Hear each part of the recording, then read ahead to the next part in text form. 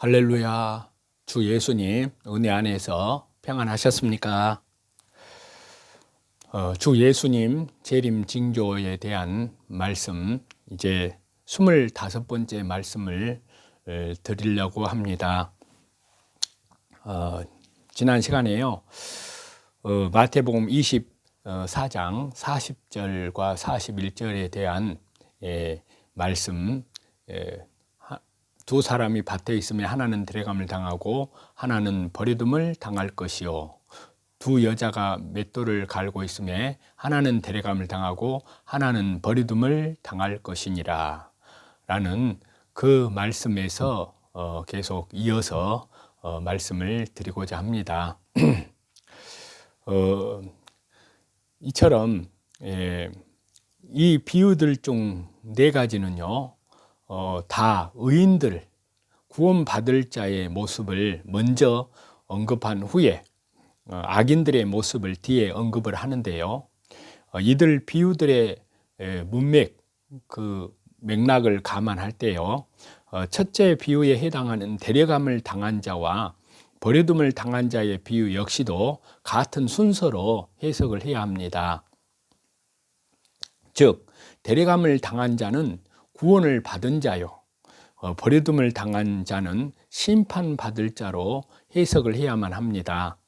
또한 마태복음 24장에 앞선 그 말씀의 내용과 호응 문제 때문에 이 말씀을 그렇게 우리는 해석을 합니다. 그래서 데려감을 당한 자가 구원받은 자, 이 땅에 버려둠을 당한 자는 이제 심판, 멸망을 당할 자라는 것을 말씀을 드리는데요. 자, 마태복음 24장은 주 예수님의 재림, 종말에 대한 예언의 말씀인데요. 이 예언은 종말 대환란에 이르렀을 때 어떤 일들이 있을 것인지를 주 예수님께서 미리 예고하신 말씀입니다. 이 예언을 베푸심에 있어서요, 주 예수님께서 주안점을 두신 두 가지가 있는데요.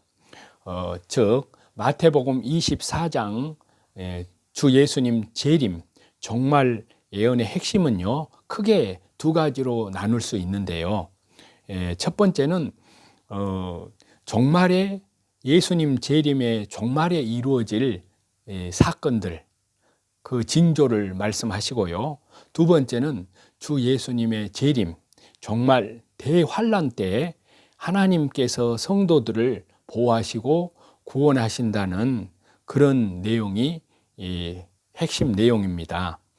즉 마태복음 24장은 주 예수님 재림 종말 때 대환란이 있을 것을 말씀하시고, 그날에 어떤 일들이 이루어질지를 말씀하시는 징조의 예언과 또 더불어서 대환란 중에도 하나님께서는 자기 백성들을 철저히 보호하신다는 그런 말씀으로 되어 있습니다. 이들 중에 둘째인 주 예수님 재림 종말 대환란 때 하나님께서 성도들을 보호하시고 구원하심의 그 내용의 절정을 보면요, 마태복음 24장 31절에 거기에서 말씀을 하고 있습니다. 자, 마태복음 24장 31절을 보시겠습니다. 저가 주 예수님께서죠, 큰 나팔 소리와 함께 천사들을 보내리니 그들이 그분의 택하신 자들을 하늘 이 끝에서 저 끝까지 사방에서 모으리라. 자, 여기에 말씀에서 천사들을 보내 택하신 자들을 하늘 이 끝에서 저 끝까지 사방에서 모으신다는 말씀은요, 휴거의 장면을 연상케 합니다. 즉 택하신 성도들이 주 예수님 재림과 더불어서 순식간에 하늘로 들림을 받는 장면을 이렇게 연상하게 하는데요, 이 표현과 마태복음 24장 40절과 41절을 연결을 시켜보면은요, 사방에서 모으리라는 예수님의 재림의 장면하는 재림의 장면의 그 모습과 비교할 때 마태복음 24장 40절 41절에 데려감을 당하는 자와 그리고 버려둠을 당하는 자 중에 누가 천사들을 보내서 하늘 이 끝에서 저 끝까지 사방에서 모으는 대상이겠느냐 하는 겁니다. 당연히 데려감을 당하는 자들입니다. 그래서 풀핏 주석을 보면요, 거기에서는 마태복음 24장 31절에서 천사가 보내져서 택한 자들을 모으는데 데려감을 당하는 이들이 바로 이 무리이기 때문이다. 그들은 취하여져서 주와 그의 성도들 만나게 되는 반면에 나머지는 심판과 파멸을 위해 남겨지게 된다라고 하였는데요. 우리도 이에 대해서 적극적으로 동의하는 그러한 그 해석을 합니다. 이제 누가복음 17장 34절에서 37절의 말씀을 보겠습니다. 내가 너희에게 이르노니 그 밤에 둘이 한 자리에 누워 있음에 하나는 데려감을 얻고 하나는 버려둠을 당할 것이요 두 여자가 함께 맷돌을 갈고 있음에 하나는 데려감을 얻고 하나는 버려둠을 당할 것이니라. 그들이 대답하여 이르되 주여 어디 오니이까? 이르시되 죽음 있는 곳에는 독수리가 모이느니라 하시니라. 아멘. 아까 마태복음 24장 40절과 41절에 그 데려감을 당한 자와 버려둠을 당한 자라는 그 표현의 그 의미의 해석과 관련해서요, 데려감을 당한 자가 심판을 받은 자들이요 버려둠을 당한 자는 구원받은 자들이라고 해석하는 그런 사람들이 그렇게 주장하는 근거로 삼는 내용이요, 누가복음 17장 34절에서 37절의 이 내용의 말씀인데요. 본문 여기 누가복음 17장 34절에서 37절의 이 말씀에서는요, 어떤 근거로 이렇게 해석하는지를 한번 살펴보고자 합니다. 그리고 이러한 충돌의 문제를 어떻게 해결할 수 있을지를 이 시간 좀 말씀을 드리고자 하는데요. 충돌을 주장하는 학자들의 견해를 보니까요, 그 학자들을 보면은 에베렛 해리슨, 또 찰스 파이퍼 이런 학자들인데요. 그들의 말을 잠깐 인용을 해보면요, 34절, 35절, 36절은 동일한 의미지만 누가복음을 말합니다. 17장 각각은 서로 다른 시간을 언급을 한다. 남자들은 밤에 잠자리에 들었고 여자들은 아침 일찍 곡식을 맷돌에 갈고 있었으며 일꾼들은 대낮에 밭에 있었다.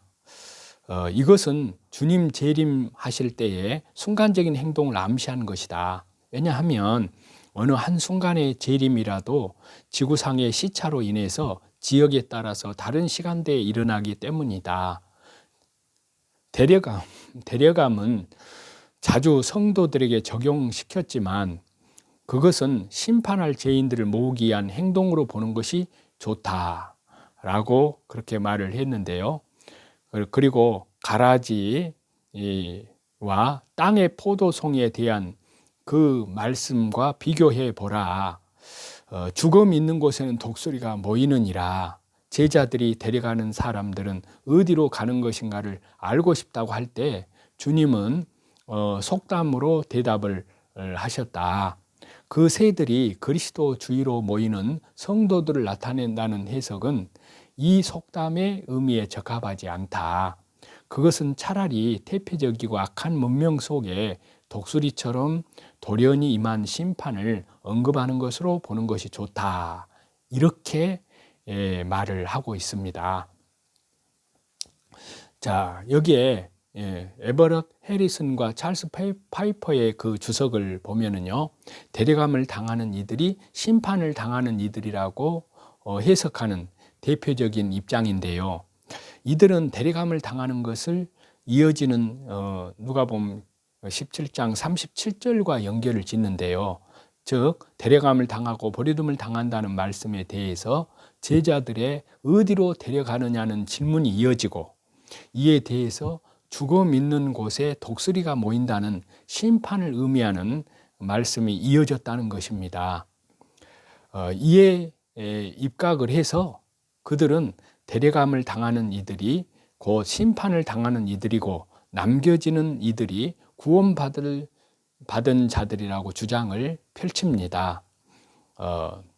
이에 대해서는요, 저명한 신학자인 크렘 블룸버그도 같은 입장인데요. 자, 헤세드 레마 주석을 보니까요, 거기 내용을 좀 인용해 보면요, 데려감은 자주 성도들에게 적용시켰으나 그것은 심판할 죄인들을 모으기 위한 행동으로 보는 것이 좋다. 가라지와 땅의 포도송이에 대한 그 말씀과 비교해 보아라. 죽음 있는 곳에는 독수리가 모이느니라. 제자들이 데려가는 사람들은 어디로 가는 것인가를 알고 싶어 했을 때 주님은 속담으로 대답하셨다. 여기에 이 말씀은 타락한 예루살렘이 로마 군대에 의해서 멸망함을 뜻하는 동시에 제약된 이 세상에 하나님의 최후의 심판이 임할 것을 상징한다. 이렇게 해석을 하고 있습니다, 여러분. 자, 여기 헤세드 레마 주석의 이 해석은 데려감을 멸망과 연결지었고요, 마태복음의 가라지 비유, 요한계시록의 포도송이 심판과 연결을 지었습니다. 그리고 어디오니까라는 여기 37절의 말씀을 제자들이 데려가는 사람들이 어디로 가는 것인가를 묻는 의도의 질문으로 해석을 합니다. 또 죽음 있는 곳에 대해서는 제약된 이 세상이라 하고 거기 하나님의 심판이 임할 것이라고 합니다. 자, 그렇지만요, 이 해석에서 인용하는 마태복음 13장 41절과 42절, 또 요한계시록 14장 18절, 19절보다는 같은 내용의 주 예수님 재림 종말에 관한 그런 말씀을 수록한 마태복음 24장 40절, 41절과 마태복음 24장 31절의 사이가 훨씬 가깝다는 사실입니다. 당연히 데려감은 마태복음 24장 31절과 우선적으로 연결을 지어야 합니다. 다른 한편으로요, 죽음 있는 곳을 제약된 이 세상이라고 하였는데요. 자, 이렇게 보면 본래 제약된 세상에 거하는 악인들을 제약된 세상으로 데려가서 심판한다는 의미가 되어버립니다. 본래 제약 세상에 거하는 악인들을 제약 세상으로 데려갈 필요가 무엇이냐 하는 겁니다. 논리적으로도요, 모순된 주장임을 확인하게 우리는 알 수가 있습니다. 자, 그 다음에 이 충돌을 부정하는 학자들의 견해를 좀 살펴보면요, 먼저 이상근 박사의 경우는요, 남자와 여자, 밤과 낮, 잘 때와 일할 때를 대조시켜서 인간 생활의 모든 범위를 포함시킨다고, 또 예수님이 재림할 때까지 인간 생활의 모든 분야는 계속되다가 심판을 맞는다라고, 또 친밀한 사람끼리도 갑자기 다가온 심판은 서로 나뉘어지게 된다고, 또 데려감을 당한 자는 구원으로, 버려둠을 당한 자는 멸망으로 영원히 나뉘어지는 것이다 라고 말을 했고요. 주여 어디 오니까, 이와 같은 심판이 어디서 나타날 것이냐는 질문이다라고, 죽음이 있는 곳에 독수리가, 이것은 욥기 39장 30절의 반영으로 난해의 구절이다 라고 말을 했는데요. 첫 번째는 영적 죽음, 즉 제약 세상에 심판의 천사가 모이는 것이다. 그리고 유대인의 죽음이 있는 곳에 로마의 군대가 모이는 것이다. 그리고 그리스도께서 십자가에 죽으시면 성도들이 모일 것이다 라는 해석이 있습니다. 그래서 두 번째를 취하는데요. 두 번째 내용, 유대인의 죽음이 있는 곳에 로마의 군대가 모인다는 쪽으로요. 그것은 마태복음 24장에 더욱 여실하다. 거기서는 최후 심판과 예루살렘 멸망을 같이 취급하여 후자가 전자의 그림자로 취급되기 때문이다. 자, 예루살렘이 멸망을 했을 때 로마 군대는 문자적으로 독수리의 군기를 들고 들어갔다고 한다라고 그렇게 이상근 박사는 그 부분을 얘기를 했습니다. 그래서 이상근 박사는요, 데려감 당한 자는 구원받는 자로, 버려둠을 당한 자는 심판받는 자로 연결을 짓습니다. 주여 어디 오니까 거기에 말씀에 대해서는요, 데려감을 당하는 것만이 아니라 데려감과 버려둠 모두가 이루어지는 장소로서 심판의 장소를 묻는 그러한 의미로 해석을 합니다. 자, 그렇다면 우리는 어디 오니까 라는 질문에 대한 이상근 박사의 해석에 적극적으로 동의합니다. 이에 대해서 우리들의 입장을 구체적으로 확고하게 말씀을 드리고자 하는데요. 자, 존 놀랜드라는 그 학자는 이렇게 말을 했네요.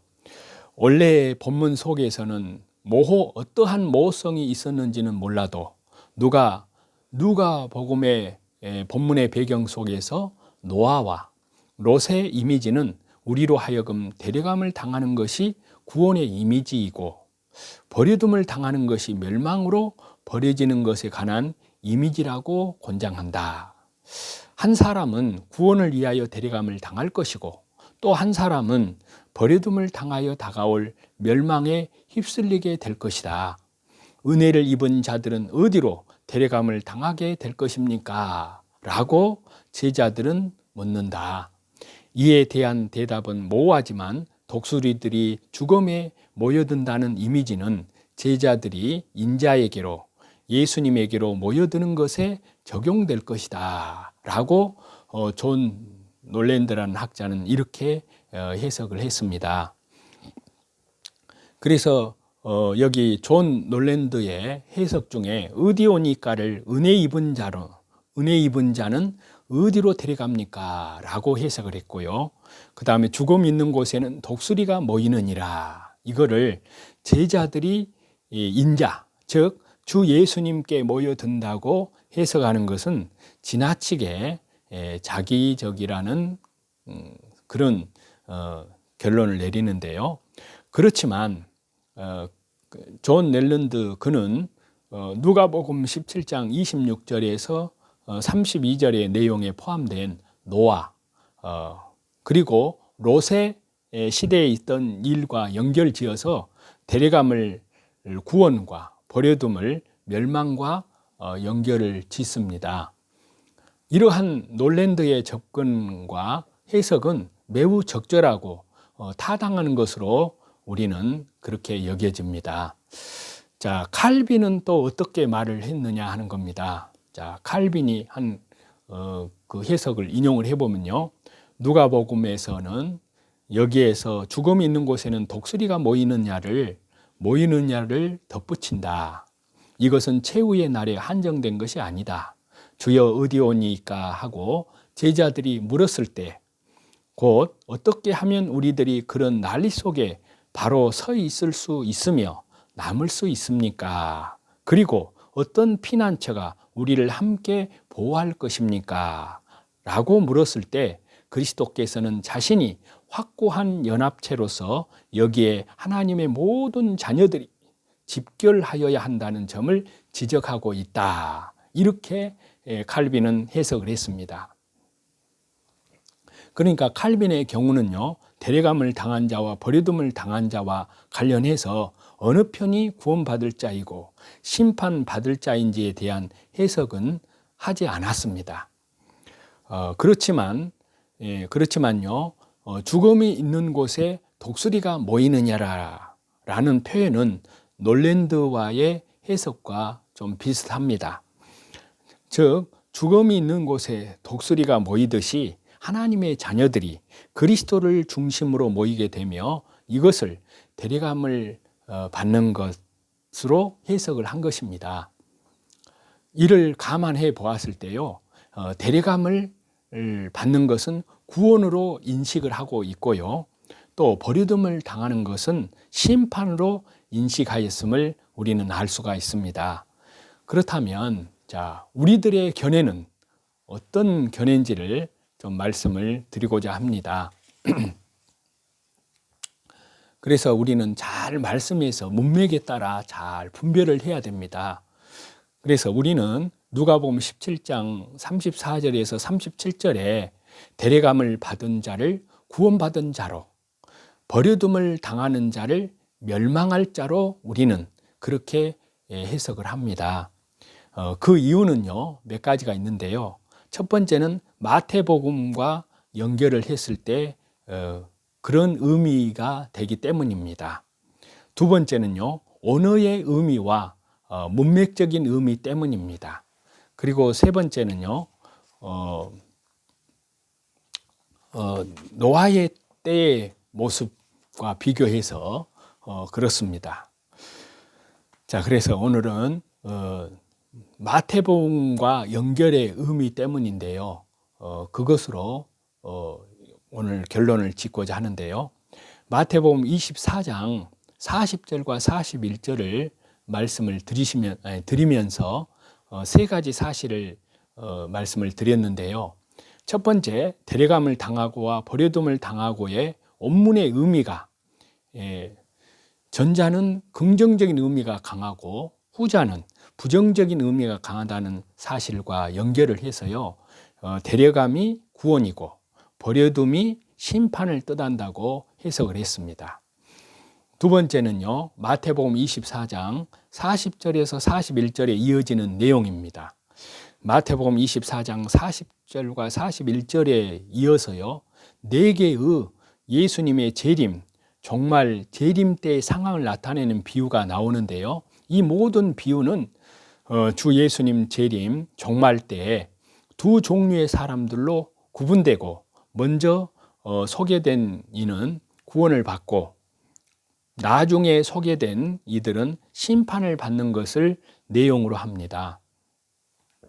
물론 마땅히 마태복음 24장과 40절에서 41절도 앞에서 말씀드렸다시피 데려감을 당하는 이들이 구원을 받을 이들이요, 나중에 소개된 버려둠을 당하는 이들이 심판을 받을 이들로 보아야 한다라고 해석을 했습니다. 세 번째는요, 마태복음 24장의 핵심 내용이 두 가지인데요, 그 중에 하나가 정말 주 예수님 재림, 대환란이 펼쳐지는 세상에서 하나님께서 성도들을 보호하시고 최후의 성도들을 천사들을 보내서 성도들을 불러 모아 구원하신다는 내용입니다. 이 내용과의 또 호응도 데려감을 당한 자와 잘 연결이 되기 때문에 이들은 구원받은 자들이요, 또 버려둠을 당한 자는 심판받을 자들이라고 해석을 해야 함을 강조해서 말씀을 드렸습니다.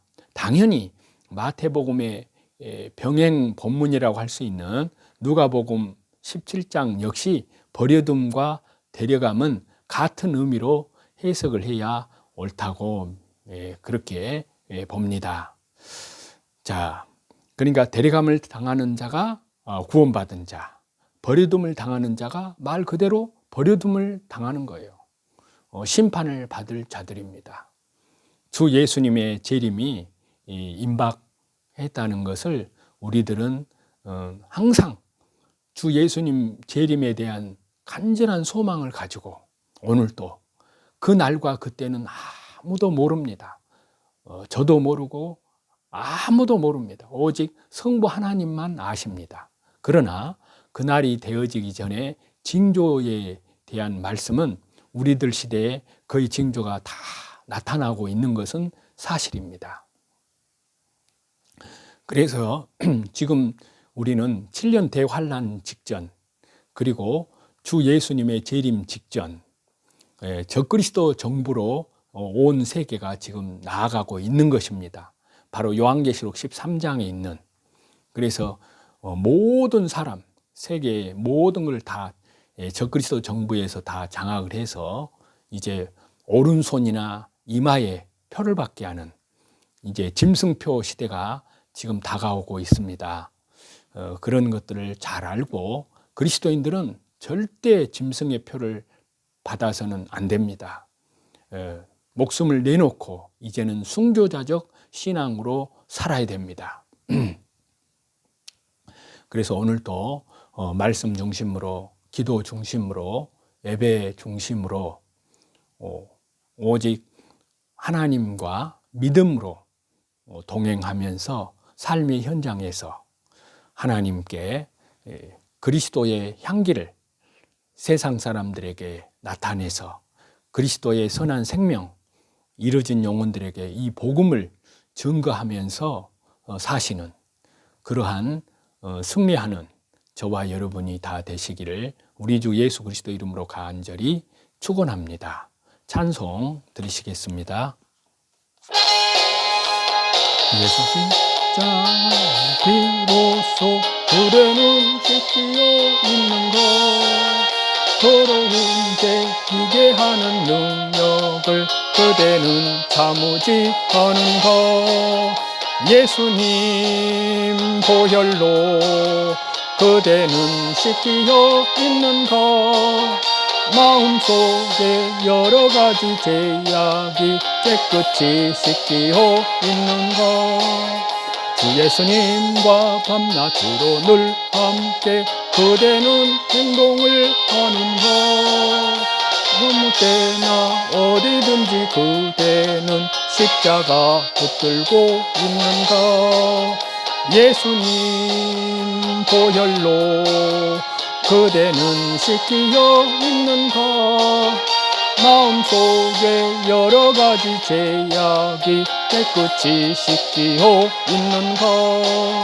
주님 예수님 다시 올 때 그대는 영접할 예복이 있는 것, 그대 몸은 거룩한 곳 성전에 들어갈 준비가 됐는 것, 예수님 보혈로 그대는 씻기어 있는 것, 마음속에 여러 가지 죄악이 깨끗이 씻기어 있는 것, 모든 죄에 더러워진 예복을 그 앞에 지금 다 벗어서 샘물같이 솟아나는 보혈로 눈보다 더 희게 씻으라, 예수님 보혈로 그대는 씻기어 있는 것, 마음속에 여러 가지 죄악이 깨끗이 씻기어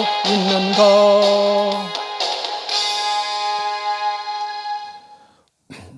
모든 존귀와 영광과 감사와 찬송을 우리 성삼위 하나님께만 돌립니다. 감사합니다.